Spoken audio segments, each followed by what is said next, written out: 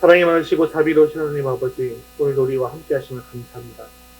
오늘 거룩한 주일을 맞아 주님 앞에 무릎 꿇고 나온 백성들을 긍휼히 여겨 주옵시고, 오늘도 한량없는 은혜를 내리워 주옵소서. 오늘도 성령께서 충만하게 임하여 주셔서 말씀을 잘 받게 하시고 말씀 가운데 풍성한 열매를 맺을 수 있는 복된 시간이 되게 하여 주옵소서. 예수님의 이름으로 기도합니다. 아멘. 네, VIP 작성서를 아직도 내지 못하신 분들이 계시는데, 일단 다섯 가지 다 못 적으시더라도 적으신 만큼만 해서 일단 내주시고, 네, 작성을 하셔야만 기도를 하고 섬김을 시작할 수 있기 때문에 여러분 부탁을 드리겠습니다. 네, 못하신 분들은 빨리빨리 좀 적으셔서 내주시기를 바랍니다. 단일 기도회가 이 11월 1일 화요일부터 21일 월요일까지 매일 저녁 8시에서 10시까지 있습니다. 네, 가능하시면 교회에 오실 수 있는 분들은 또 오셔서 같이 모여서 합심해서 기도할 수 있었으면 좋겠습니다. 지난 2년 동안은 코로나로 인해서 가정에서 할 수 있도록 또 말씀을 많이 드려서 안 나오시는 경우들이 많았는데, 이제는 좀 모이는데 자유롭기 때문에 오셔서 기도하셨으면 좋겠습니다. 금주의 드라마발 성경 읽기는 169회에서 170회분입니다. 확신의 삶 암송 말씀 제일 마지막 구절 다시 한번 읽겠습니다. 6단원 다섯의 원리, 마태복음 28장 18절에서 20절 말씀. 예수께서 나와 말씀하여 이르시되 하늘과 땅의 모든 권세를 내게 주셨으니 그러므로 너희는 가서 모든 민족을 제자로 삼아 아버지와 아들과 성령의 이름으로 세례를 베풀고 내가 너희에게 분부한 모든 것을 가르쳐 지키게 하라. 볼지어다 내가 세상 끝날까지 너희와 항상 함께 있으리라 하시니라. 마태복음 28장 18절에서 20절 말씀. 아멘. 이제 우리의 시선을 하나님께로 올려드리겠습니다. 사도신경 하시겠습니다. 전능하사 천지를 만드신 하나님 아버지를 내가 믿사오며 그 외아들 우리 주 예수 그리스도를 믿사오니 이는 성령으로 잉태하사 동정녀 마리아에게 나시고 본디오 빌라도에게 고난을 받으사 십자가에 못 박혀 죽으시고 장사한 지 사흘 만에 죽은 자 가운데서 다시 살아나시며 하늘에 오르사 전능하신 하나님 우편에 앉아 계시다가 저리로서 산자와 죽은 자를 심판하러 오시리라.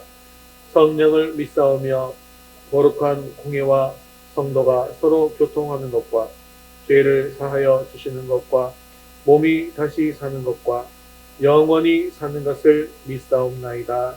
아멘. 네, 오늘 우리 찬양을 받으실 하나님께 주기도문 하시면서 찬양 드리겠습니다.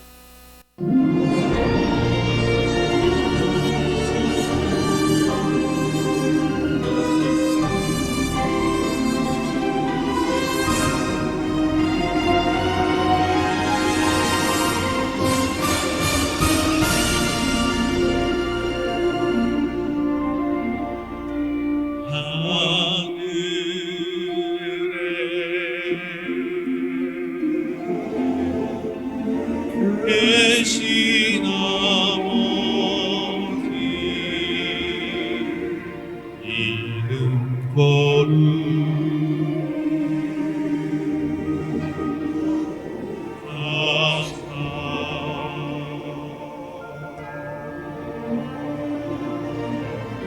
주님 나라 임하시고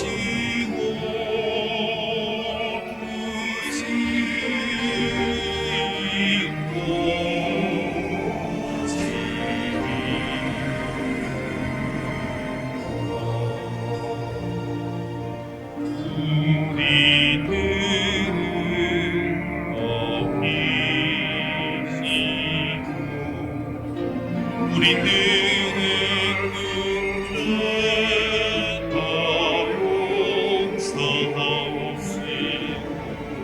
용서하옵시고 일게 마시고 주의 성과 하소서.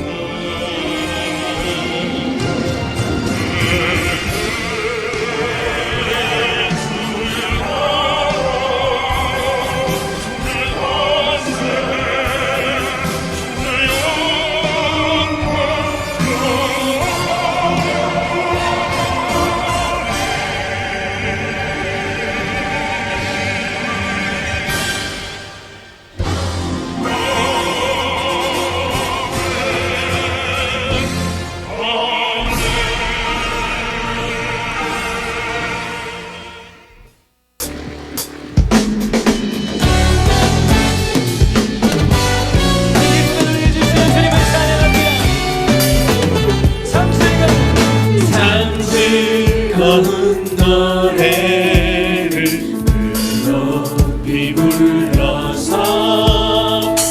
이 세상 사는 동안 주 찬양하겠네.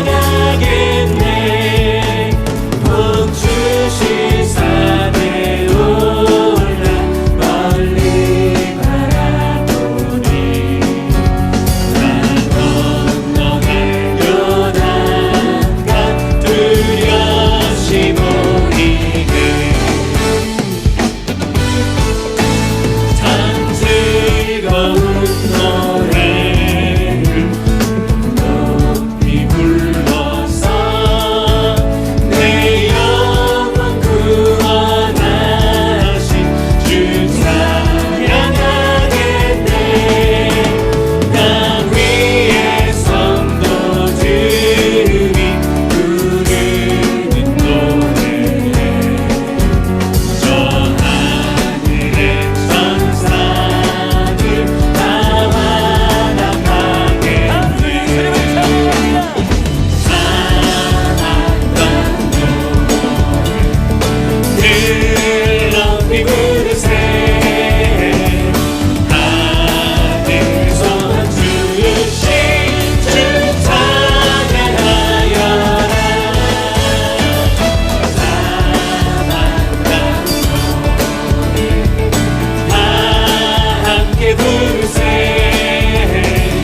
하늘이 주신 주 찬양하여라.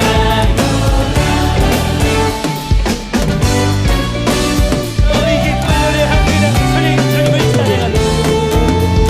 참 즐거운 노래를 높이 불러서 만왕의 왕 되신 주 나 찬양하겠네. 거룩한 하늘 노래 들려올 그때에 하늘이나 주님을 반가이 대하리. 사랑한다 늘 높이 부르세. 하늘에서 주신 주 찬양하여라. 사랑한다 다 함께 부르세. 하늘이 주신 주 찬양하여라.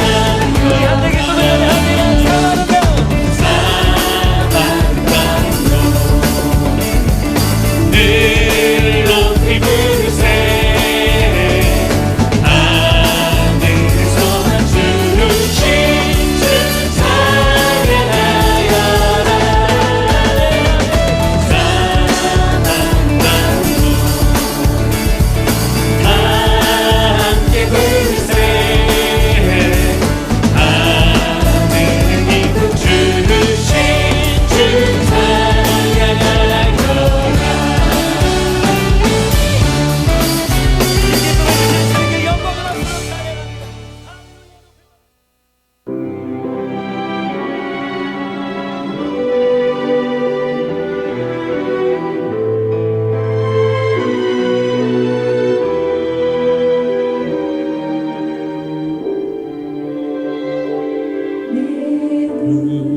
주의 영광을 보내 우리 가운데 계신 주님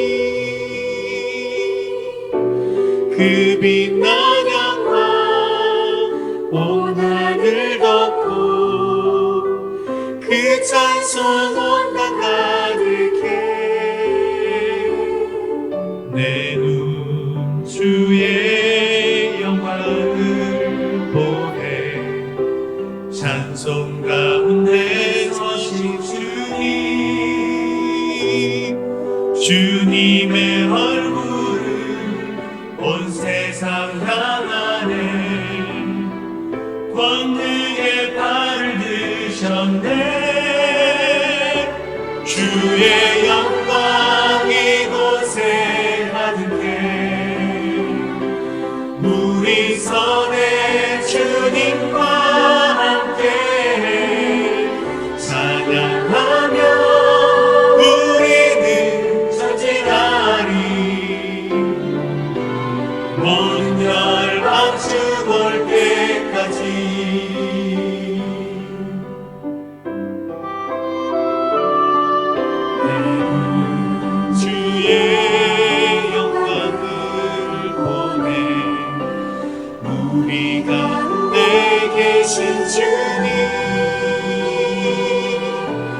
그 민간 영광 온 하늘 넘어 그 찬송은 다 가득해 내 눈 주의 영광을 보네 찬송 가운데 서신 주님의 얼굴은 온 세상 향하네 광대의 발을 드셨네 주의 영광 이곳에 나네 우리 성은 주님과 함께 찬양하며 우리는 전진하리 모든 열방 주볼 때까지 하늘 아버지 우리 새롭게 하사 열방 중에서 주를 섬기게 하소서 모든 나라 일어나 찬송 부르며 영광의 주님을 보게 하소서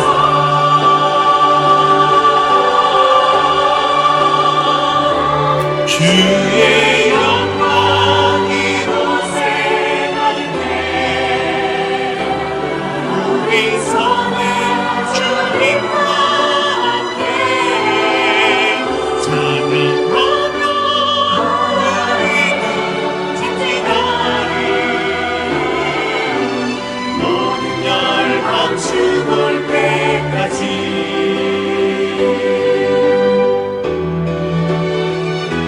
주의 영광 이곳에 가득해 우리 성의 주님과 함께 찬양하며 우리는 전진하리 모든 열방 주볼 때까지 모든 열방 주볼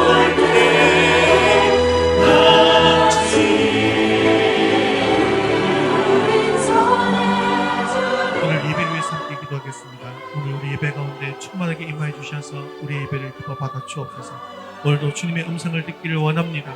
말씀을 통하여 주님의 뜻을 이루어갈 결단이 있게 해달라고 함께 기도하신 후에 서지수 성도님 대표로 기도하시겠습니다. 주의 영광 이곳에 가득해 우리 성의 주님과 함께 찬양하며 우리는 전진하리 모든 열방 주볼 때까지 모든 열방 주볼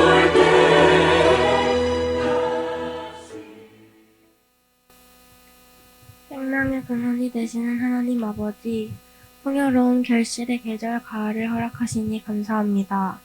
얼마 남지 않은 올 한 해도 주님과 동행하는 귀한 시간이 되게 해주시고 예수 그리스도의 십자가 보혈로 우리의 죄와 허물들을 씻김받게 해주세요. 이 시간 지치고 상한 일상을 잠시 내려놓고 오직 주님께 예배하는 복된 시간이 되게 인도해주세요. 이곳에 주님의 교회를 세우시고 하나님 사역에 사용되게 하시니 감사를 드립니다. 우리 교회가 이 지역 사회에 복음을 전파하게 하시고 주변에 있는 영혼들을 가슴에 품고 주님 앞으로 인도할 수 있는 재단이 되게 해주세요. 이태원 참사 사건으로 온 국민이 슬픔에 잠긴 지금 더 이상 중상자들 가운데 사망자가 나오지 않게 도와주시고 유가족 분들을 위로해 주시고 더 이상 이런 참사가 일어나지 않도록 도와주세요. 이 시간 단위에 세우신 담임 목사님 말씀을 전하실 때 성령님께서 붙들어 주셔서 선포된 진리의 말씀을 통해 저희의 부족한 것들을 깨닫고 회개함으로 돌아설 수 있는 은혜를 허락하여 주세요. 이 모든 기도를 우리를 사랑하시는 예수 그리스도의 이름으로 기도드립니다. 아멘.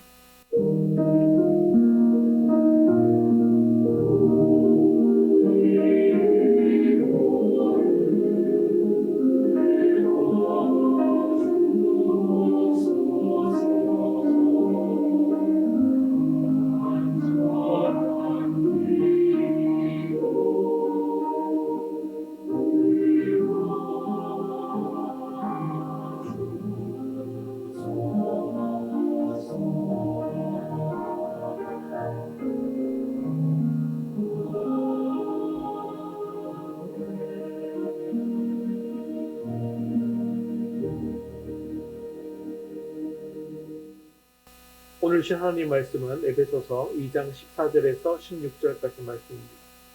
에베소서 2장 14절에서 16절까지 말씀 신약성경 311면에 있습니다. 우리 한 목소리로 함께 읽겠습니다. 그는 우리의 화평이신지라 둘로 하나를 만드사 원수된 것 곧 중간에 막힌 담을 자기 육체로 허시고 법조문으로 된 계명의 율법을 폐하셨으니 이는 이 둘로 자기 안에서 한 세 사람을 지어 화평하게 하시고 또 십자가로 이 둘을 한 몸으로 하나님과 화목하게 하려 하심이라. 원수된 것을 십자가로 소멸하시고 아멘. 미국의 어떤 교회에서 청년들이 건축이라는 제목으로 연극을 공연을 했습니다. 이야기는요, 난파선에서 무인도처럼 보이는 작은 섬으로 수영해서 도착한 이 몇 명의 젊은이들의 이야기로 시작됩니다. 섬의 한 모퉁이에 도착했더니 섬의 한 모퉁이에 건축 자재들이 쌓여 있는 것을 발견하게 됐어요.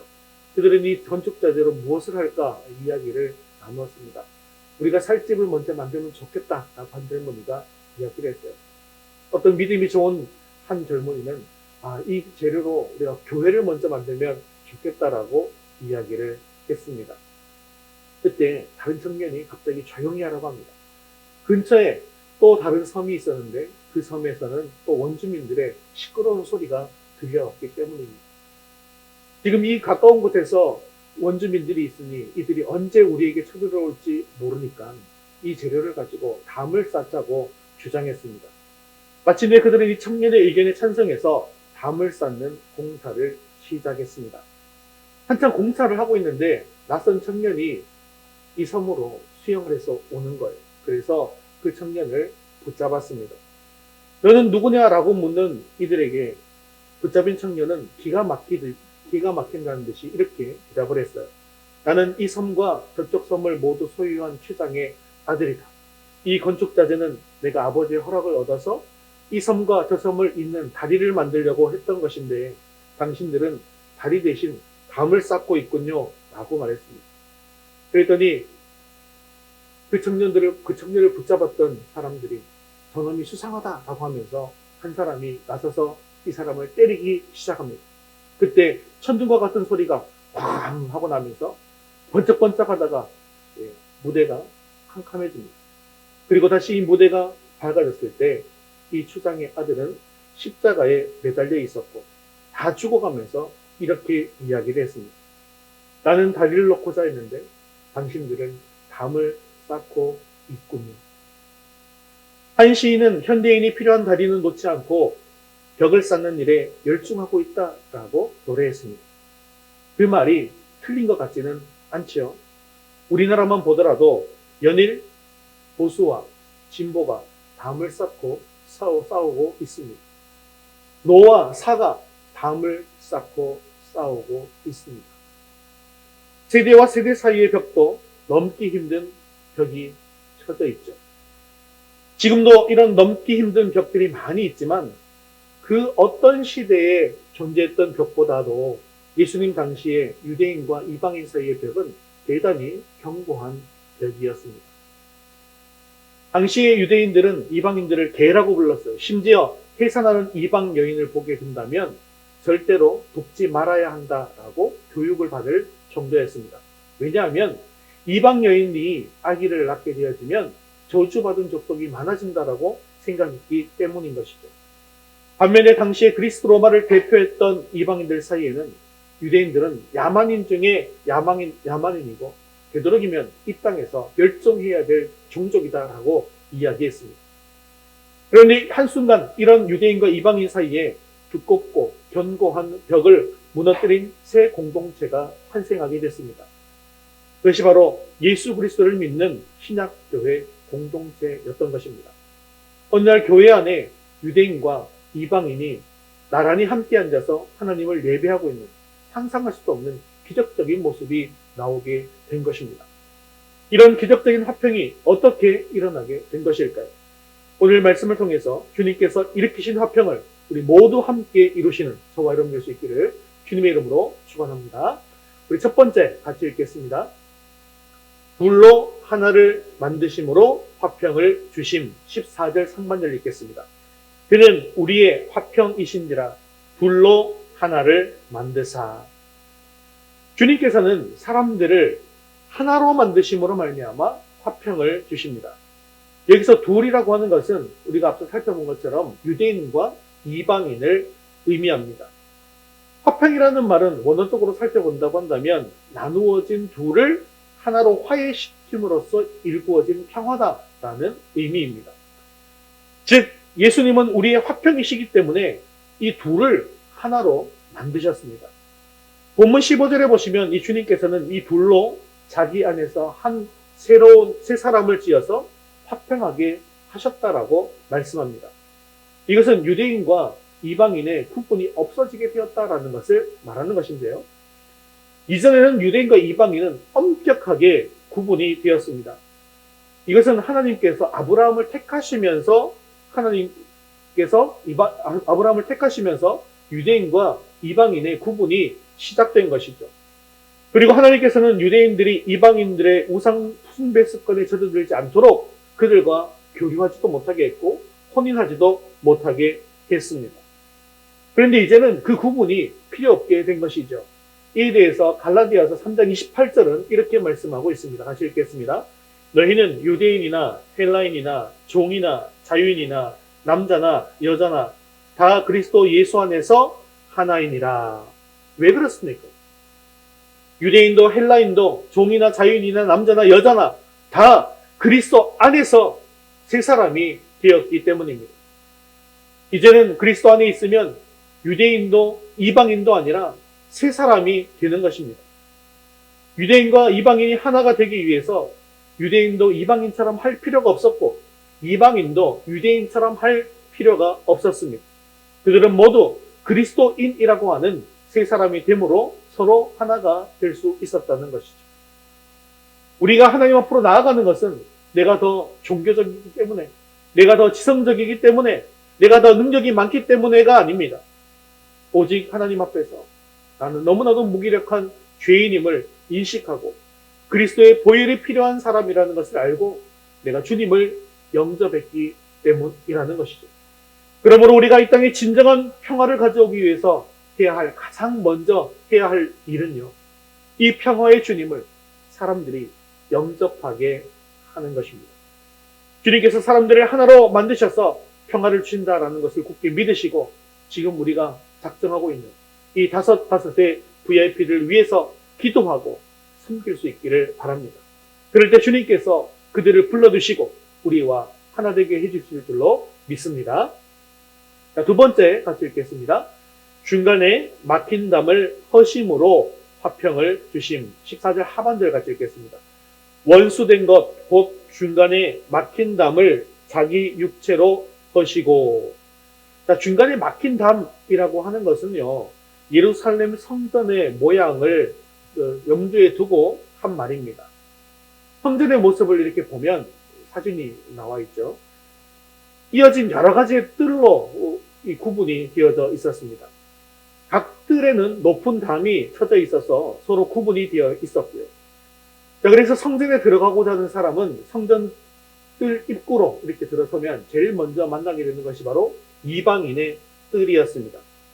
이것은 외부에서 온 예배자들을 위해서 동물들을 매매하고 환전하던 곳이었고요. 그리고 이방인들은 여기까지만 들어갈 수가 있었습니다. 그 다음으로 들어가면 여인의 뜰이라고 되어져 있는데요. 유대 여성들은 희생 제물을 드리러 오는 경우에만 이 여인의 뜰에 들어갈 수가 있었고, 희생 제물을 드리지 않는 경우에는 여기도 들어갈 수가 없었습니다. 그 다음 안으로 들어가면 이스라엘의 뜰이라고 있죠. 이것은 명절에 제사를 드리러 온 유대인들이 한자리에 모이는 그런 곳이었습니다. 그리고 희생 제물을 제사장들에게 건네주던 곳이었습니다. 또 저 성전 안쪽으로 들어가면 제사장의 뜰이라는 곳이 있는데요. 이것은 성스러운 곳으로 간주되어서 제사를 드리는 제사장들만 그곳에 갈 수가 있었습니다. 그리고 성전 한가운데 가면 성소에 지성소라는 곳이 있죠. 이것은 하나님께서 거하시는 곳이었습니다. 그래서 오직 대제사장만이 6월절에 1년에 단 한 번 들어갈 수 있었습니다. 성전에는 이렇게 막힌 담들이 곳곳에 있었고요. 사람들을 하나님의 임재로부터 분리시켰습니다. 이방인이라고 해서 예루살렘 성전 자체에 아예 갈 수 없었던 것은 아니고, 그들이 갈 수 있었던 곳은 바로 처음 얘기했던 것처럼 이방인의 뜰까지만 들어갈 수가 있었습니다. 그리고 그들이 더 이상 들어갈 수 없도록 벽을 쌓아두었던 것이죠. 이방인들은 유대인들에게 있어서 개들이었고, 불결한 자들로 간주되었고, 인간 이하의 취급을 받았습니다.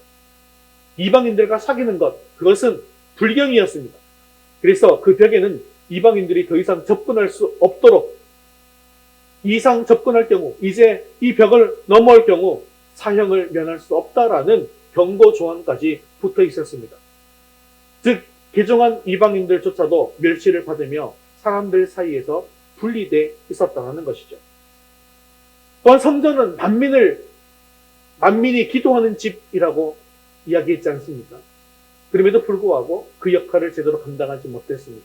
그래서 당시 성전에서 이방인의 뜰에서 유대 상인들이 환전을 해줬고, 또 제물로 드릴 양과 염소를 파는 장소로 전락했습니다. 그래서 이에 대해서 주님께서 이렇게 말씀하신 적이 있죠. 누가복음 19장 46절 말씀입니다. 그들에게 이르시되 기록된 바 내 집은 기도하는 집이 되리라 하였거늘 너희는 강도의 소굴을 만들었도다 하시니라. 이방인들도 유대인을 향해서 악한 감정을 가지고 있었습니다. 그래서 유대인들을 부를 때 모든 사람들에게 적대감을 가진 사람들이다 라고 생각했습니다. 이렇게 이방인과 유대인들은 서로 반목하고 서로를 싫어했는데요. 화평의 왕으로 오신 예수 그리스도가 그들을 화목해 하셨습니다. 즉 유대인과 이방인들이 예수님을 믿게 되었을 때 그들은 한 몸을 이룰 수가 있게 된 것입니다. 어떻게 해서 이런 일이 이루어졌을까요? 그것은 바로 예수 그리스도가 막힌 담을 허셨기 때문입니다. 이제 그 담이 허물어졌다라는 말은 이방인들도 유대인들과 같이 하나님께 예배드릴 수 있게 되었다라는 뜻입니다. 이것은 마치 주님께서 죽으실 때에 성소와 지성소를 가리고 있던 휘장이 찢어져서 대제사장만이 들어갈 수 있는 지성소에 우리가 들어가게 된 것과도 같은 것입니다. 지금까지 유대인들만을 위해서 허락되었던 모든 영적인 혜택을 이제는 이방인들에게까지도 다 받게 주어졌다라는 것이죠. 그렇습니다. 우리 주님께서는 이렇게 중간에 막힌 담을 허시기 위해서 십자가의 길을 걸어가신 것입니다. 그리고 주님께서 흘리신 십자가의 피로 이 모든 것을 허무셨습니다. 그런데 아직까지 우리들을 살펴본다면 막힌 담들이 곳곳에 산적해 있습니다. 서로가 다름을 인정하지 못하고 편견을 가진 채 반목하면서 담을 쌓고 살아가고 있습니다. 사랑하는 성도 여러분, 이 담을 허물기 위한 것이 무엇입니까? 바로 예수님의 십자가입니다. 그리고 이 담을 허물기 위한 이 십자가가 또한 우리 앞에도 놓여져 있습니다. 이 십자가를 지시고 겸손히 다른 사람들을 섬기고 사랑을 실천할 때 관계의 벽, 반목과 질시의 벽, 이것들이 단숨에 허물어지고 온전히 한 몸이 되어질 수 있을 것입니다. 하나님의 은혜로 우리 안에서 막힌 담들이 허물어지고 온전히 하나가 될 수 있는 저와 여러분 될 수 있기를 주님의 이름으로 축원합니다. 우리 세 번째 같이 읽겠습니다. 율법을 자기 육체로 폐하심으로 화평을 주심. 15절 상반절 말씀 같이 읽겠습니다. 법조문으로 된 계명의 율법을 폐하셨으니. 자, 또한 막힌 담으로 표현되는 이들의 문제는 이방인과 유대인들을 분리시키고 서로 원수가 되게 한 율법을 가리키는 비유적인 표현이기도 했습니다. 율법이 무슨 문제가 있기에 이 율법을 폐하신 것일까요? 사실은 율법 자체에 문제가 있는 것이 아니죠. 율법의 기능이 문제가 되는 것입니다. 율법의 기능이 무엇입니까? 이 율법을 통해서 사람들의 죄를 드러내고 또 율법으로 죄를 고발해서 하나님의 심판 아래 있게 만드는 것이 바로 율법이라는 것입니다. 당시 유대인들은 이 하나님의 율법을 가지고 있었고 이 율법을 지키며 살아가고 있었습니다. 그러한 사실 때문에 유대인들은 자기들이 뭔가 특별한 특권을 가지고 있다라고 생각했습니다. 이것은 복음을 듣고 교회에 들어온 이방인들에게도 율법을 지키라고 강요한 것을 보면 더욱더 분명한 사실인 것이죠. 하나님의 백성은 당연히 율법을 지켜야 한다는 생각을 가지고 있었기 때문입니다. 그러나 성경은 율법을 가진 유대인이나 율법이 없었던 이방인이나 죄 문제에 있어서만큼은 전혀 다를 바가 없다라고 말씀하십니다. 이방인들은 율법 없이 범죄했지만 유대인들은요, 율법을 가진 채 범죄했기 때문이죠. 로마서 2장 12절 말씀 같이 읽겠습니다. 무릇 율법 없이 범죄한 자는 또한 율법 없이 망하고 무릇 율법이 있고 범죄한 자는 율법으로 말미암아 심판을 받으리라. 이 말씀은 무엇을 뜻합니까? 유대인들이 율법을 가진 것을 자랑하고 있지만 그 자체가 죄를 없애지는 못한다는 말입니다. 왜냐하면 율법은 죄를 지적하는 기능은 있지만 이 죄를 제거하고 용서하는 기능은 없기 때문입니다. 그래서 유대인들은 율법 때문에 심판을 받게 된 것입니다. 물론 이방인들도 율법이 없었기 때문에 죄가 무엇인지 몰랐다고 변명할 수가 없었습니다.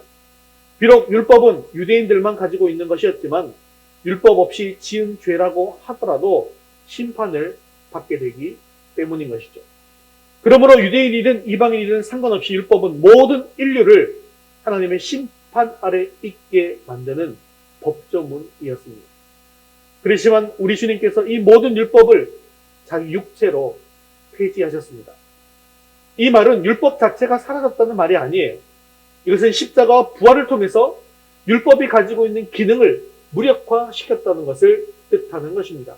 갈라디아서 3장 13절 말씀 같이 읽겠습니다. 그리스도께서 우리를 위하여 저주를 받은 바 되사 율법의 저주에서 우리를 속량하셨으니 기록된 바 나무에 달린 자마다 저주 아래에 있는 자라 하였습니다. 아멘. 율법의 기능은 인간들의 죄를 법조문을 가지고 고발하는 기능을 가지고 있는 것이었습니다. 그런데 율법이 아무리 죄가 있는 인간들을 고발해도 소용이 없는 사람들이 있었습니다.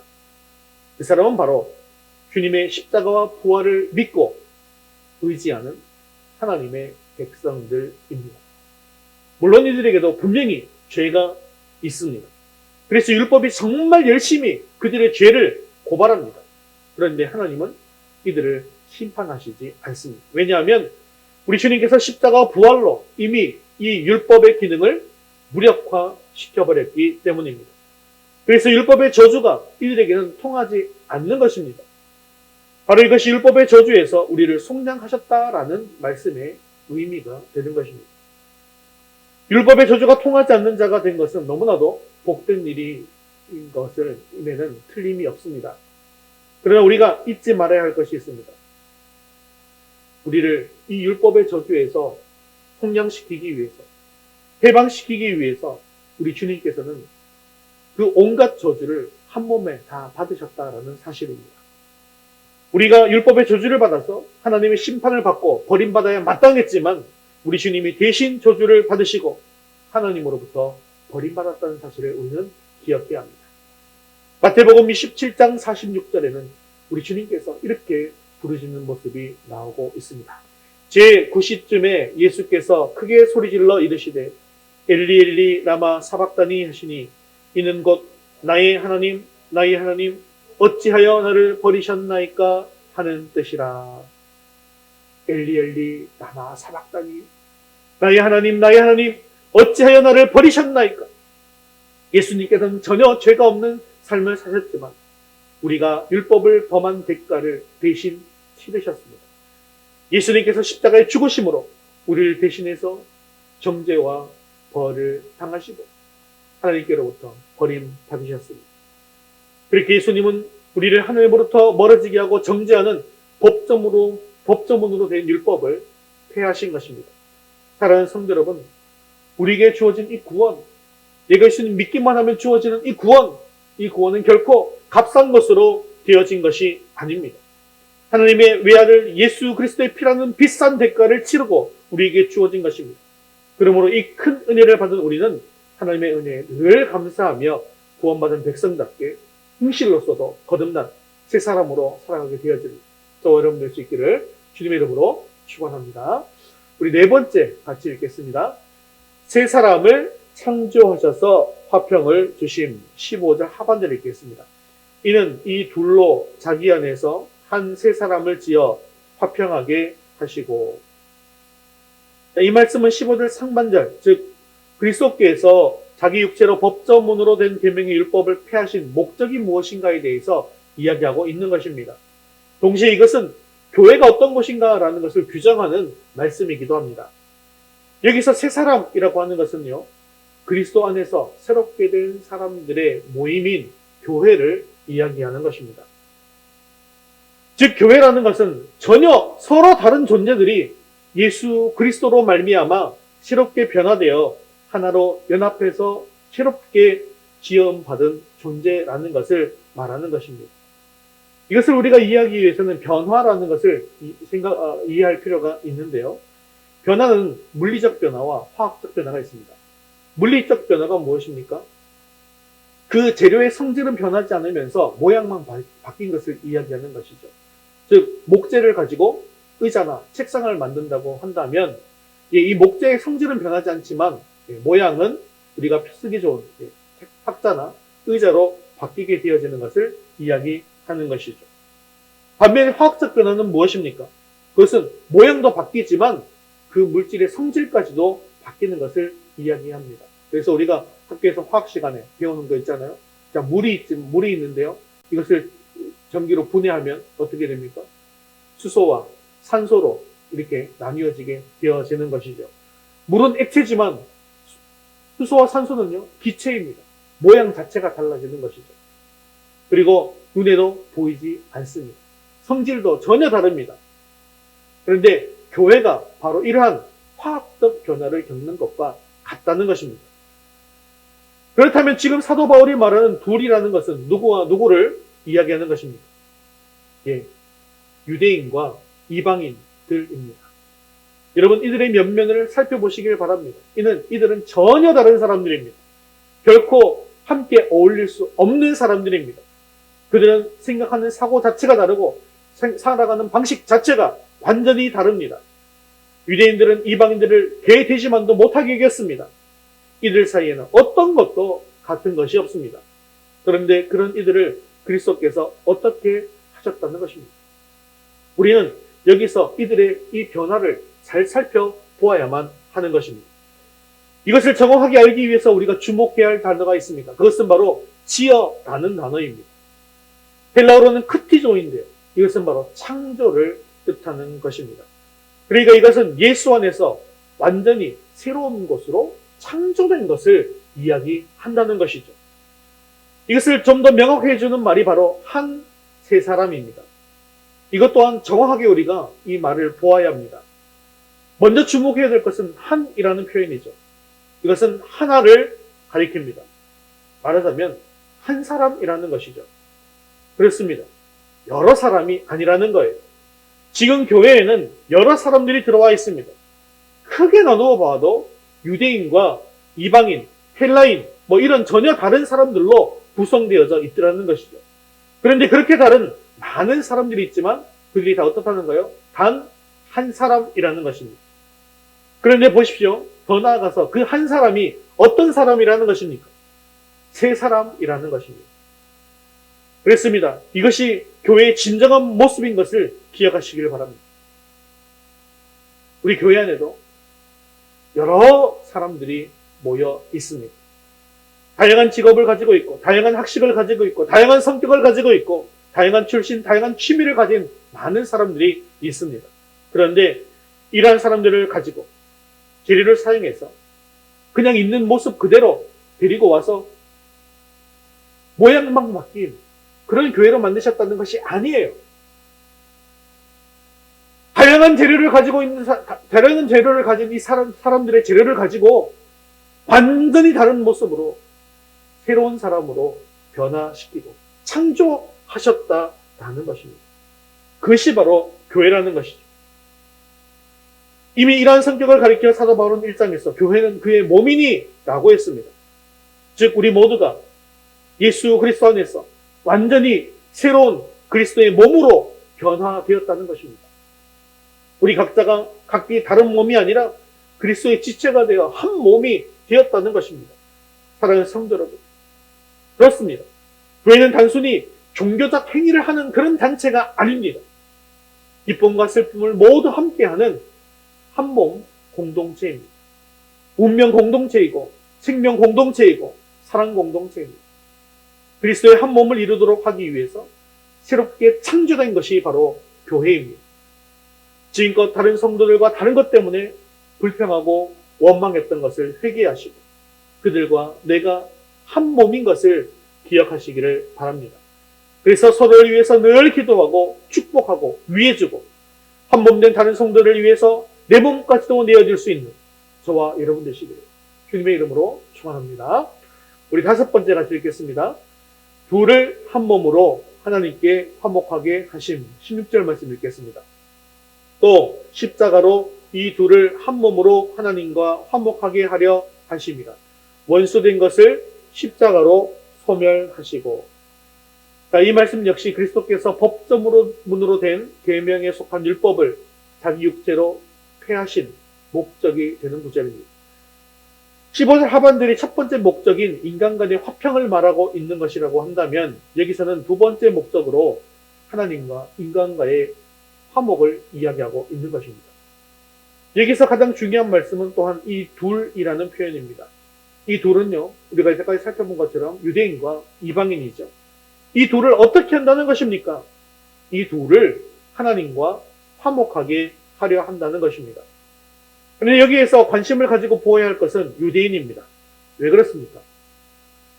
하나님과 화목에 관한 메시지를 이방인은 사실 너무나도 당연하고도 쉽게 받아들일 수 있는, 이성적으로도 받아들일 수 있는 그런 사상입니다.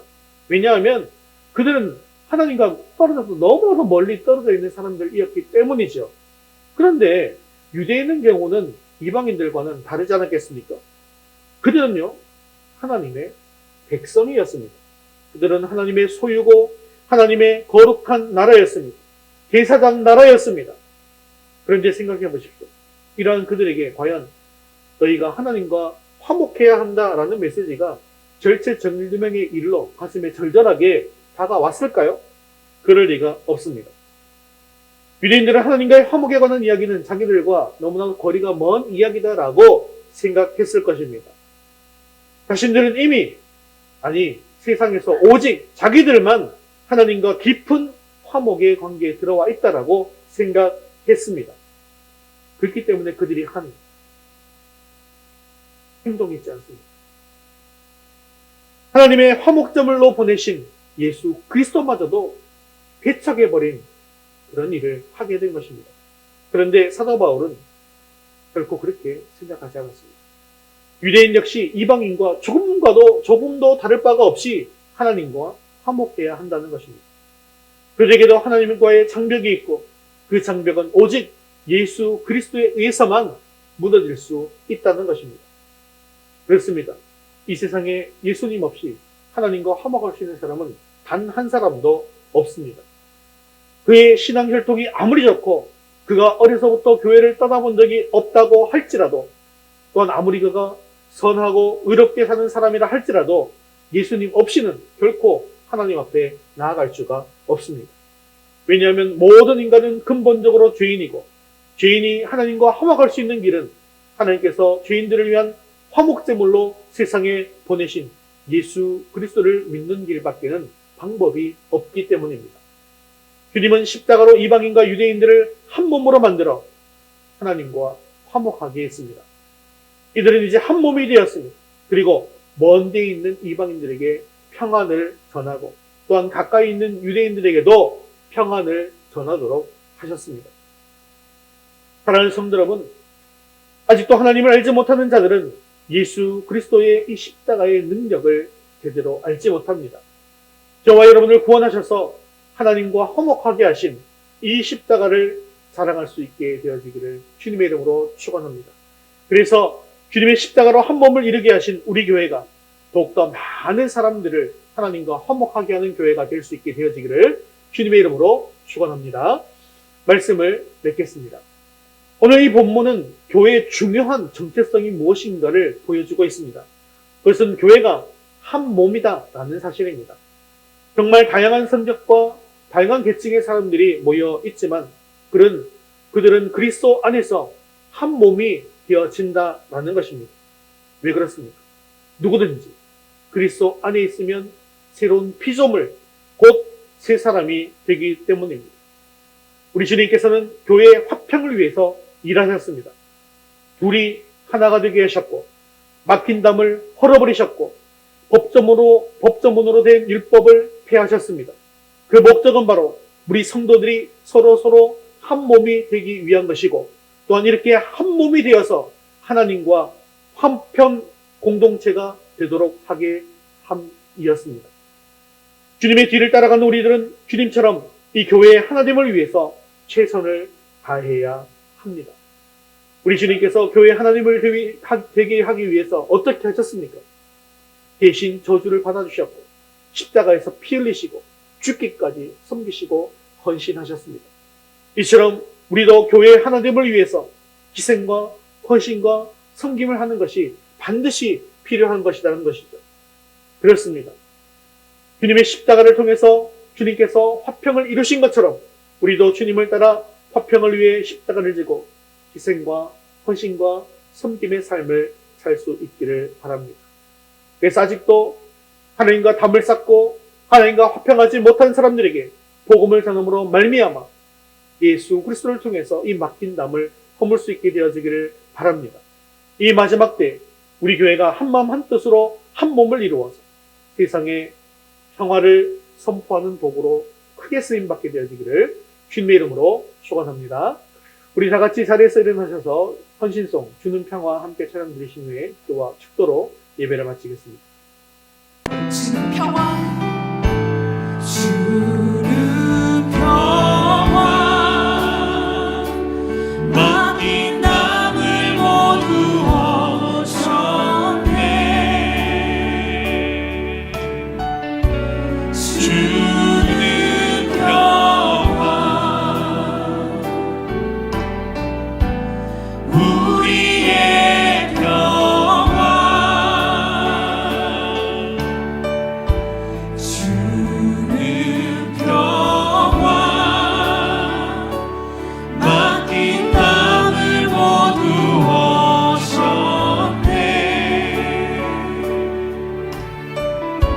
주는 평화 우리의 평화 염려나 맡기라 염려나 맡기라 주가 돌보시니 주는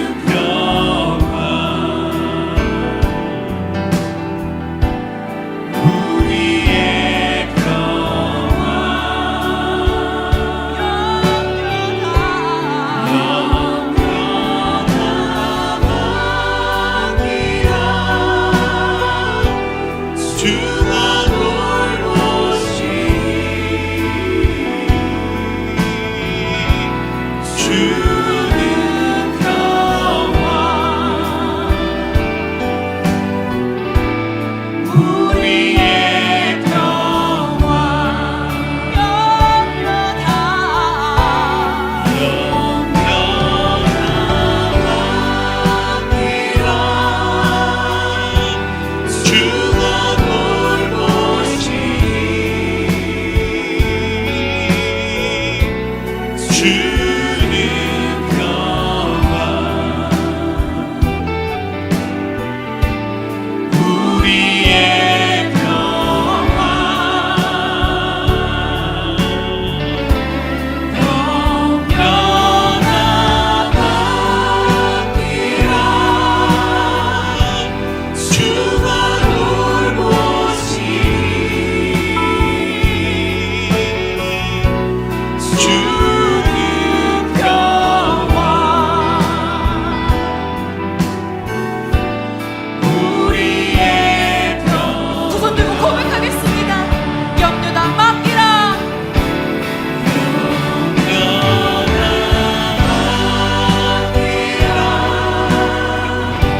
주가 돌보시 주는 평화 우리의 평화 주가 돌보시 주는 평화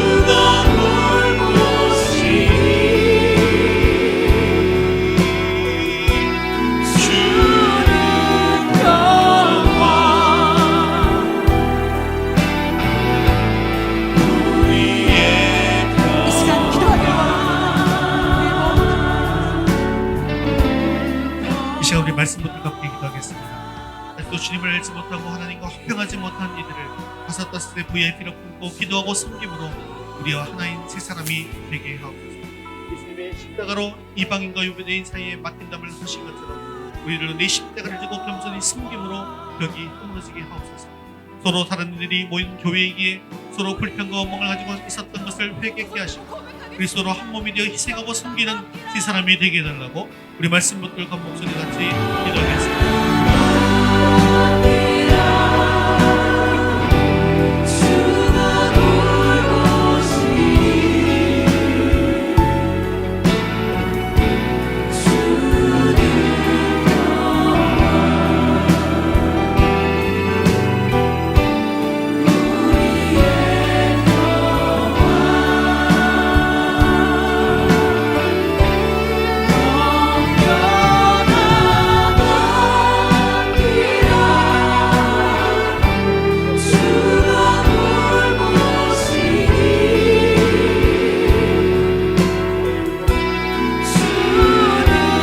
주가 돌보시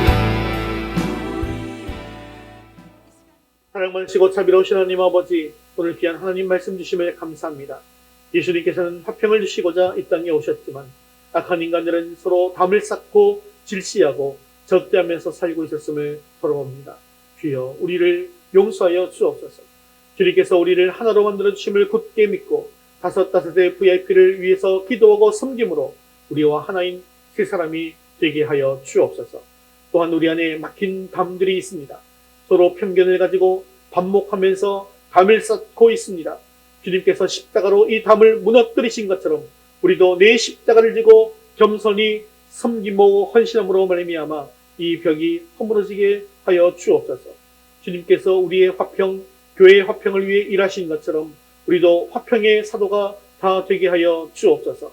주님께서 하신 모든 것이 성도가 서로 한 몸이 되게 하시려고 또 이렇게 한 몸이 되어 하나님과 화목한 공동체가 되게 하신 것을 기억하고 우리 교회가 한 몸이 되어 서로 희생하고 섬기는 세 사람이 되게 하여 주시옵시고 하나님과 화목하여 하나님께 진심으로 전심으로 예배하는 공동체가 다 되게 하여 주시옵소서.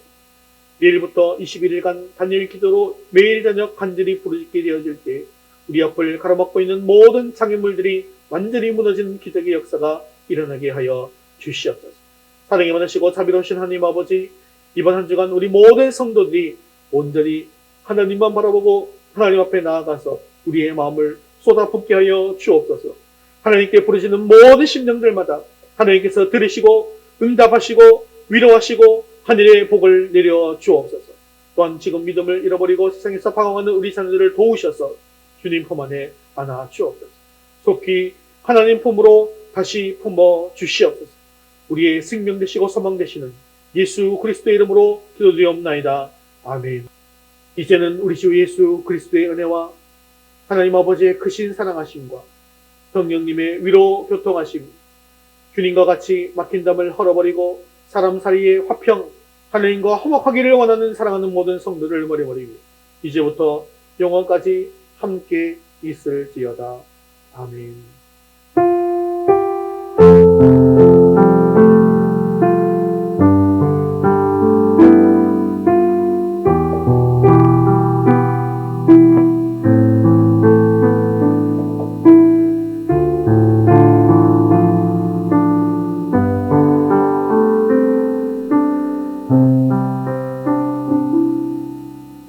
우리 10월 파송사냥 나를 통하여 찬양드리겠습니다.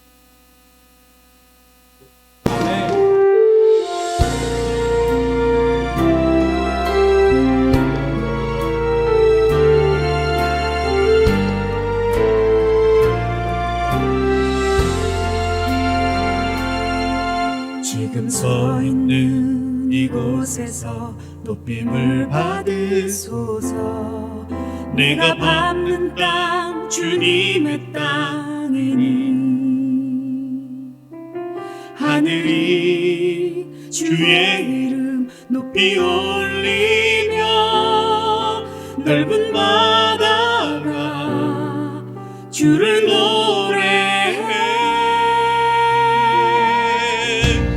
모든 만물 주를 경배해. 모든 입술 주를 찬양해. 천지를 만드신 만물의 통치자 높임을 받으소서.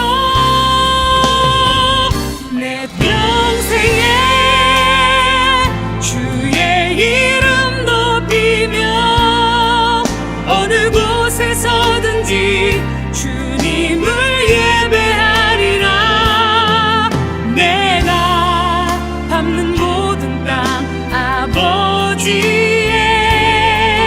영광이 선포돼야 하리.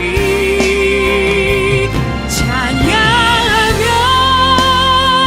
주님을 예배할 때 하늘 가득한 주의 영광 보리라. 나를 통하여 나의 입술을 인하여 주의 이름 높임을 받으소서. 모든 만물 주를 경배해. 모든 입술 주를 찬양해. 천지를 만드신 만물의 통치자 높임을 받으소서. 내 평생에 주의 이름 높이며 어느 곳에서든지 주님을 예배하리라. 내가 밟는 모든 땅 아버지의 영광이 선포돼야 하리. 찬양하며 주님을 예배할 때 하늘 가득한 주의 영광 보리라. 나를 통하여 나의 입술을 인하여 주의 이름 높임을 받으소서. 나를 통하여 나의 입술을 인하여 주의 이름 높임을 받으소서. 할렐루야. 하나님께 영광의 박수 드리겠습니다. 또 믿음으로 한 주간 승리할 수 있게 되었기를 바랍니다.